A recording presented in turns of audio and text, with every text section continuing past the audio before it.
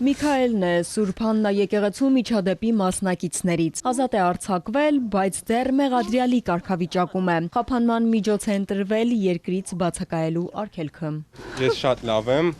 իմ հանդեպ լավ են վարվել, խնդրում եմ էլ ուրիշ հարցեր չտակ չպատասխանել։ Ըստ փաստաբանի տղաները յուրաքանչյուր կիրակի Սուրբ Աննա կամ Զորավոր եկեղեցում պատարագի են մասնակցում։ Այս շաբաթ էլ, ինչպես ամեն անգամ, միայն վերջը այլ էր։ Փորձ կատարվեց, որպեսզի քաղաքական ենթատեքստ տրվի։ Երեխեքը ապա քաղաքական են։ Ես խնդրում եմ, որ դա այն որ ասում կարմիր գծի պես խնդրում եմ որպես բացարձակ ճշմարտություն ընդունեք։ 12-րդ դասարանի տղաներ են, էլի, չէին էլ կարող քաղաքական գործունեությամբ զբաղվեն, որևէ քաղաքական գործչի հետ կապ չունեն։ Իրավապահները առավոտյան խուզարկել են տղաների տունը, փորձել են գտնել փաստեր, ըստ որի տղաները մտադրված եւ կազմակերպված ցանկացել են վնասել Նիկոլ Փաշինյանին, բայց ոչինչ չեն գտել։ Փոխարենը երրորդյակների գովասանագրերն են գտել։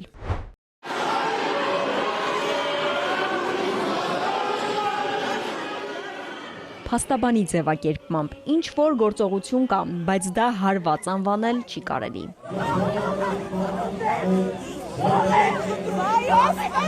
Այս կադրում էլ ընկնողը երկվորյակ եղբայրներից Դավիթն է։ Այս մասով արդեն դատաբժշկական փորձաքննություն է նշանակվել։ Քննչականում էր նաև գործով մյուս մեղադրյալ Գևորգ Գևորգյանը։ Նրան էլ ազատ արձակեցին 5 միլիոն դրամ գրավի դիմաց։ Երկվորյակ տղաների փաստաբանը նշում է, տղաները Գևորգին առաջին անգամ քննչականում են տեսել։ Փաստաբանն ինքն է ծանոթացրել։ Պարզապես միջանցքով անցնելիս մատնացույց է արել։ Եթե կա Հայաստանի Հանրապետություն մի հայ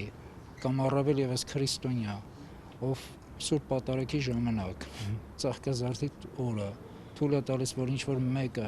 մյուսի երիտասարդի 18 տարեկան երեխու հարվածեն, ու ինքը ձեռքից չի վերցնում ու չի ասում դուրս եկեք ստեղից, ինքը ոչ հայ է, ոչ էլ առավել եւս քրիստոնյա։ Դուք դա եք արել։ Եվ դրա հետ միասին իբր ըստ իրենց կազմակերպել եմ այդ ամենը։ Երկվորյակ եղբայրներից Դավիթ Մինասյանի նկատմամբ կալանքի միջնորդություն կա։ Այն մակագրվել է Երևանի առաջին ատյանի ընդհանուր իրավասության քրեական դատարանի դատավոր Մնացական Մարտիրոսյանին։ Ալադավթյան, Սիմիկ Մայիլյան, Էպիկենտրոն։